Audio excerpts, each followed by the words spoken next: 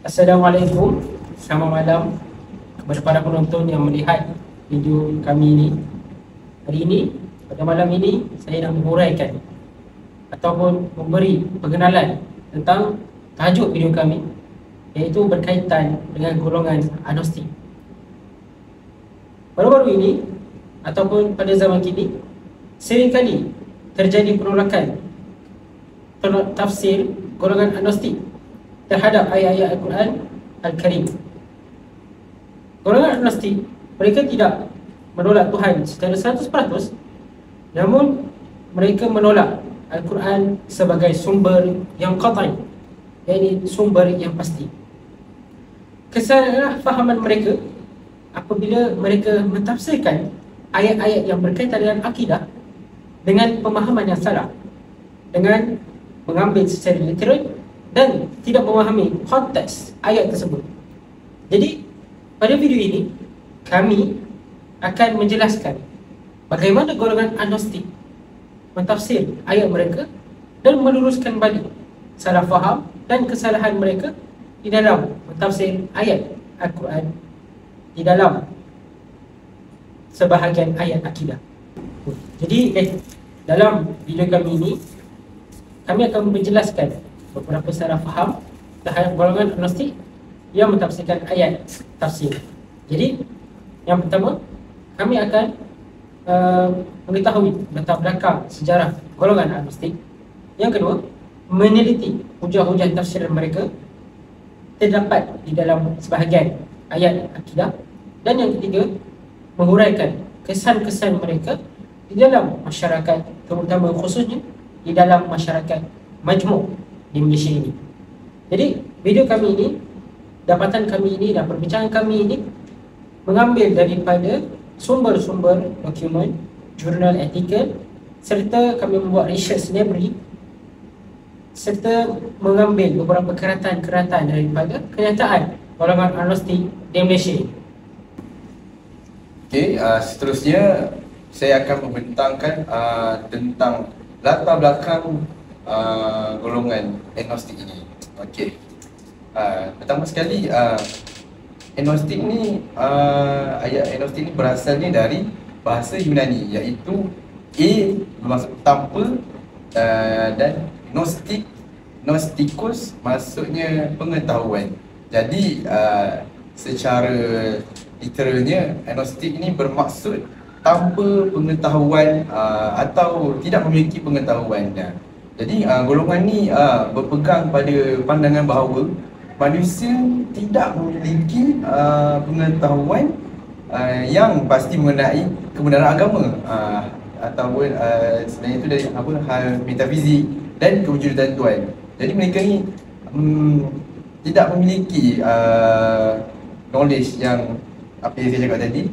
Jadi apa buat ataupun golongan agnostik ni, kepercayaan orang ialah ada, yang pertama sekali, ada kuasa luar biasa yang menguasai alam, tetapi tidak dapat dibuktikan. Mereka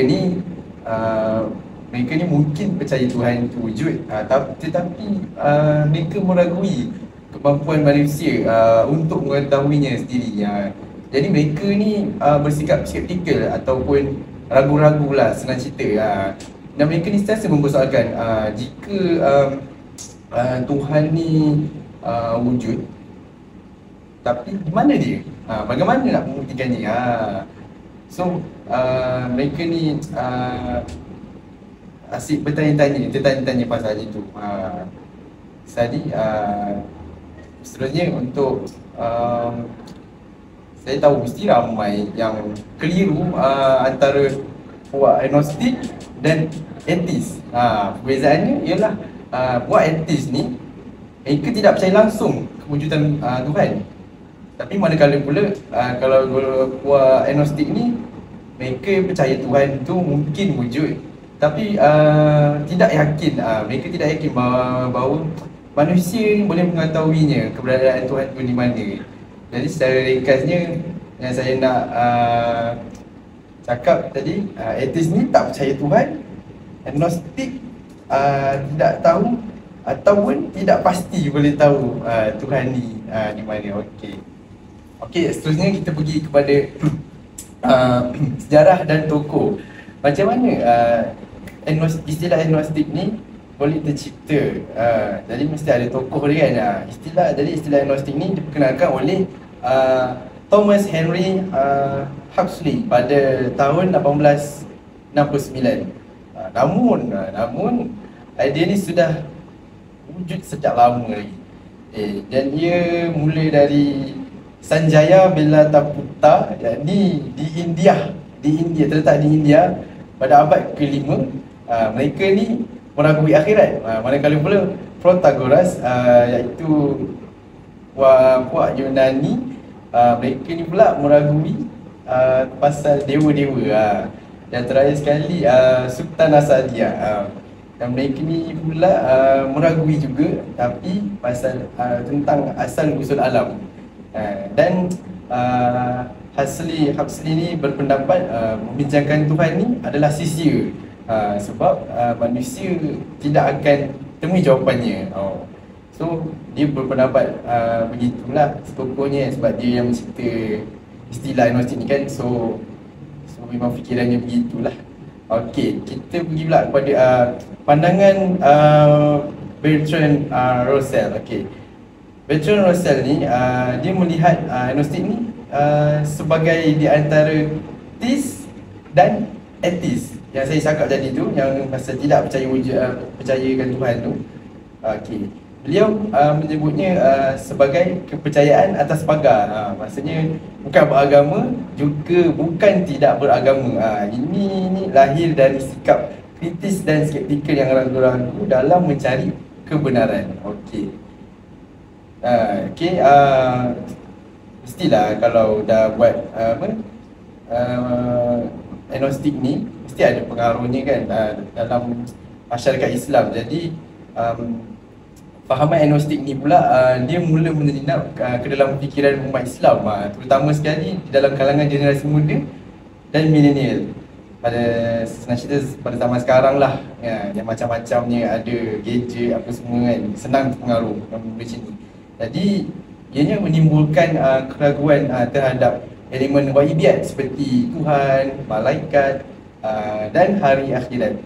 Okey, di Malaysia pun pengaruh ni mula ketara pada awal abad ke-21 dan terus berkembang sehingga hari ini. Jadi mari kita sama-sama lah ya, muhasabah diri untuk yang percaya Tuhan tu wujud. Sebab apa?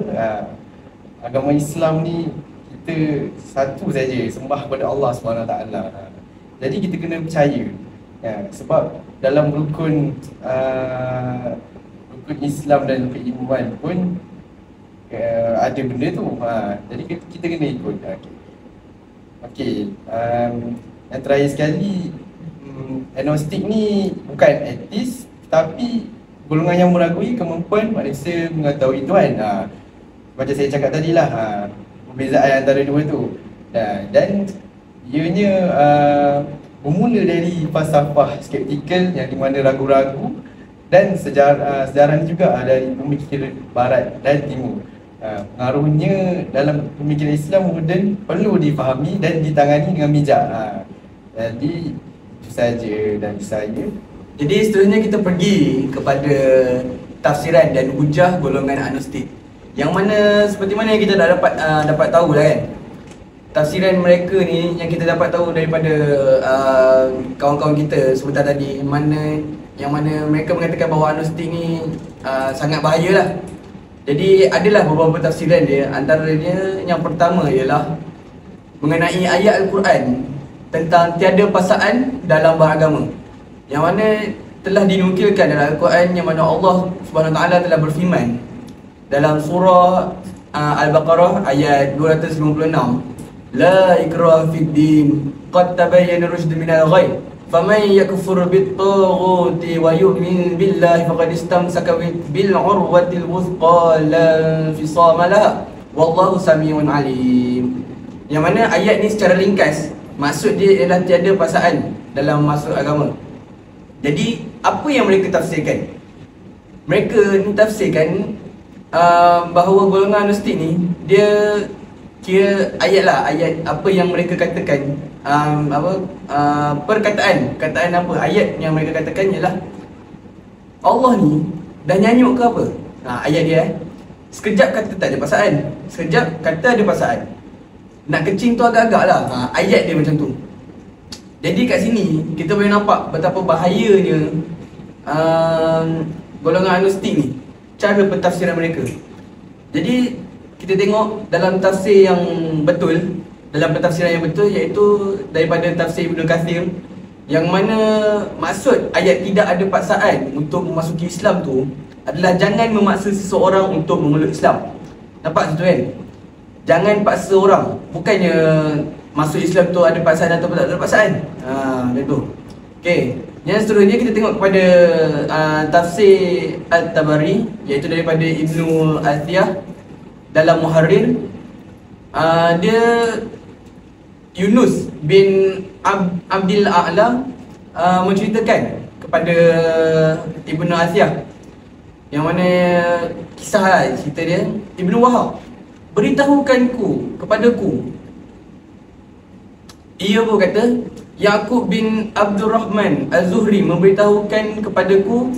Ia berkata, aku bertanya kepada Zaid bin Aslam tentang firman Allah SWT, tidak ada paksaan untuk memasuki agama Islam. Ni ayat tadi ni Dia berkata, Rasulullah SAW berada di Mekah selama 10 tahun, tidak memaksa seorang pun untuk masuk agama Islam. Namun orang-orang musyrik menolak, bahkan memerangi mereka. Maka Rasulullah SAW meminta izin kepada Allah untuk memerangi mereka, dan Allah mengizinkannya. Nampak ayat kat situ nak kata Nabi Muhammad SAW kita ni, dia dah 10 tahun kat Mekah tapi tak pernah memaksa pun orang untuk masuk Islam. Maknanya kat situ bukannya nak kata Allah tu kata ada paksaan tak ada paksaan, cuma untuk menarik seseorang tu masuk Islam tiada paksaan. Macam tu. Okey, jadi yang seterusnya kita pergi ke ayat yang kedua, iaitu ayat Al-Quran berkaitan dengan Allah kesunyian, yang mana daripada surah Az-Zariyat ayat 56, Allah berfirman, a'udzubillahi minasyaitonir rajim, wa ma khalaqatul jinna wal insa illa liya'budun, yang mana membawa maksud, dan ingatlah aku tidak menciptakan jin dan manusia melainkan untuk mereka menyembah dan beribadah kepadaku. Jadi golongan agnostik ni dia tafsir apa yang ditafsirkan tu ialah ayat dia ni ayat dia jangan rasa ni ayat saya ni ayat dia Bila tu baca ayat ni, rasa kasihan pula dengan Allah ni. Perlu mencipta untuk disembah dan dipuji pula. Kalau tak ada ciptaan dia, tak ada yang akan agaknya. Rasa kekosongan Allah ni pula. Allah tak ada kawan nak lepak-lepak, dia rasa sunyi. So dia ciptakan manusia, dan bolehlah dia test manusia ni kalau dia boring-boring. Walaupun dia sudah tetapkan siapa yang akan ke syurga dan ke neraka. Sadis juga Allah ni Maknanya kat sini golongan agnostik ni mengatakan bahawa Allah ni sebenarnya dia menciptakan manusia dan jin ni sebab merasa sunyi. Agnostik ni berkata demikian. Nampak bahayanya akidah tu. Okay. Jadi kita pergi ke tafsiran yang betul lah, apa yang ditafsirkan oleh Ibnu Katsir, yang mana Allah ni dia berfirman yang bermaksud, aku ciptakan mereka itu dengan tujuan untuk menyuruh mereka beribadah kepadaku, bukan kerana aku memerlukan mereka. Maknanya kat sini Allah cipta manusia ni sebagai hamba, sebagai makhluk untuk beribadat kepada Allah, dan bukannya Allah memerlukan manusia tu. Itulah dia ayat yang dikatakan. Seterusnya pula daripada Ali bin Abu Talhah meriwayatkan daripada Ibnu Abbas, yang mana maksudnya melainkan supaya mereka tunduk beribadah kepadaku, baik secara sukarela atau terpaksa, dan itu pula yang menjadi pilihan Ibnu Jarir. Sedangkan Ibnu Jarir menyebutkan supaya mereka mengenalku.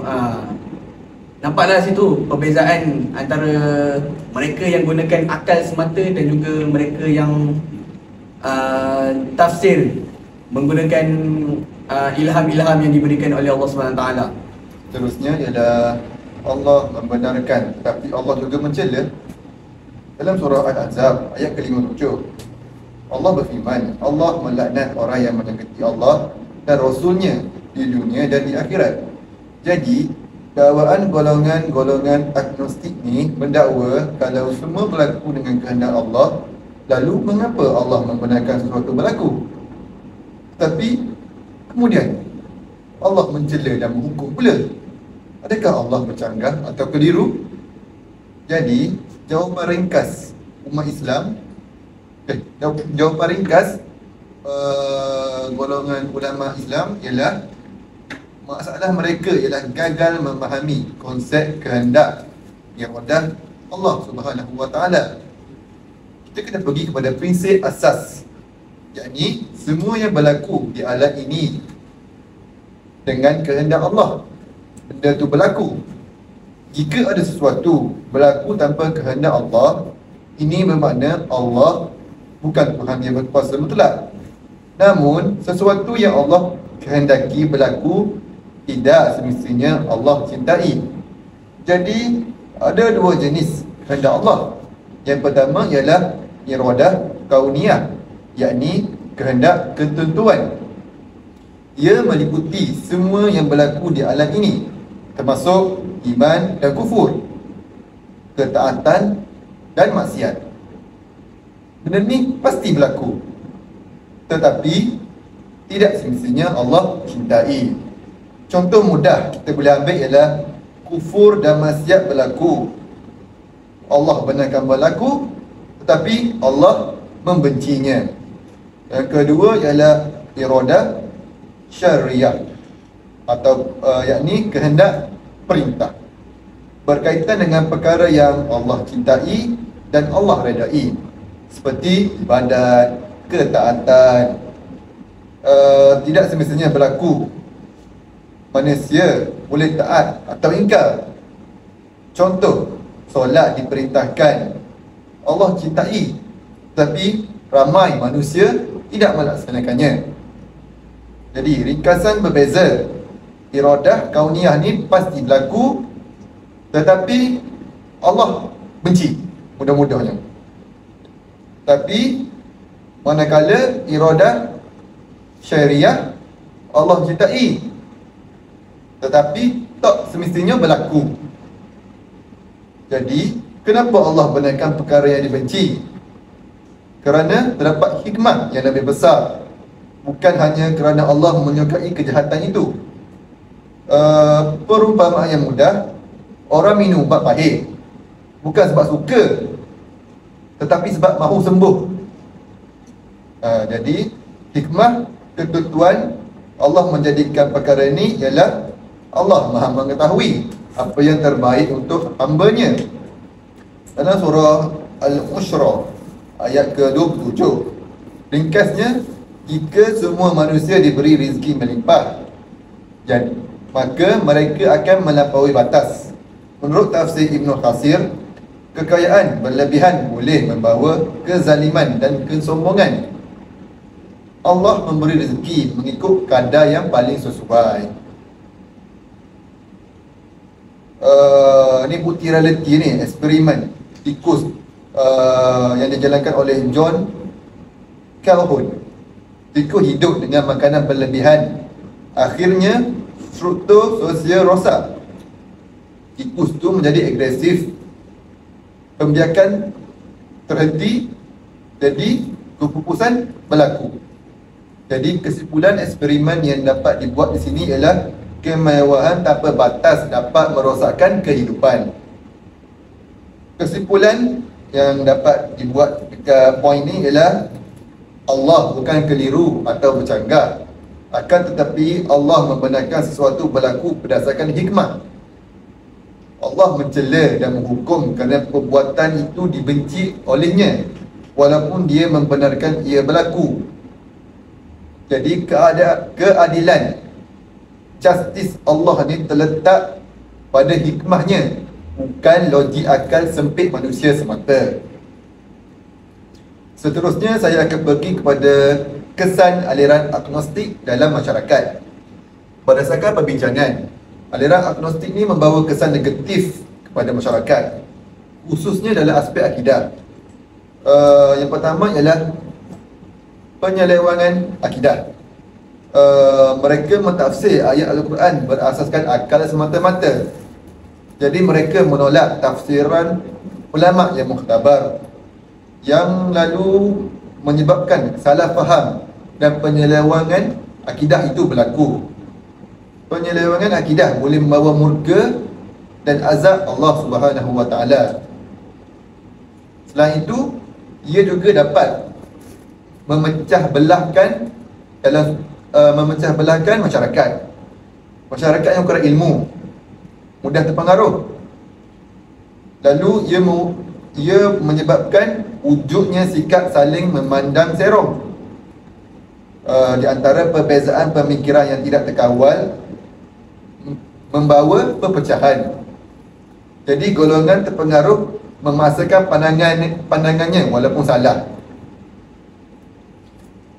Jadi di sini dapat melahirkan golongan masyarakat yang menganggap dirinya benar sedangkan mereka cetek akan ilmu itu. Seterusnya ialah kekeliruan pemikiran. Hujah-hujah agnostik ni kelihatan logik tapi menyesatkan. Masyarakat keliru membezakan kebenaran dan kepalsuan. Kerana kebenaran ilmuwan disamakan dengan hujah palsu. Di samping itu ialah penolakan terhadap Allah Subhanahu wa taala. Hal ini dapat mempersoalkan wahyu dan kebenaran Al-Quran. Jadi mereka mengutamakan akal tanpa panduan wahyu, yang menyebabkan penolakan terhadap kewujudan dan ketuhanan Allah Subhanahu wa taala. Penolakan ini berlaku secara tidak langsung dan berperingkat. Jadi kesimpulan yang dapat diambil sini ialah aliran agnostik ni bukan sekadar isu pemikiran, akan tetapi ancaman serius terhadap akidah, perpaduan dan kejelasan iman masyarakat Islam pada masa kini. Jadi apa yang kita boleh dapat fahamkan daripada semua yang telah ditekankan tadi, adakah kita telah sedar bahawa dunia hari ini terjadi banyak kesesatan di dalam menafsirkan ayat akidah? Jadi apakah tindakan kita? Apakah tindakan kerajaan? Apakah tindakan penguatkuasa untuk menekam fahaman ini daripada kita terjebak, anak-anak kita terjebak dan keluarga kita terjebak? Fikirkan secara betul. Adakah kita akan terjebak sekali ataupun kita akan terus mengganding bahu untuk mengekam fahaman ini daripada tersebar di seluruh masyarakat kita? Jadi sekian saja daripada kami. Sekian, terima kasih.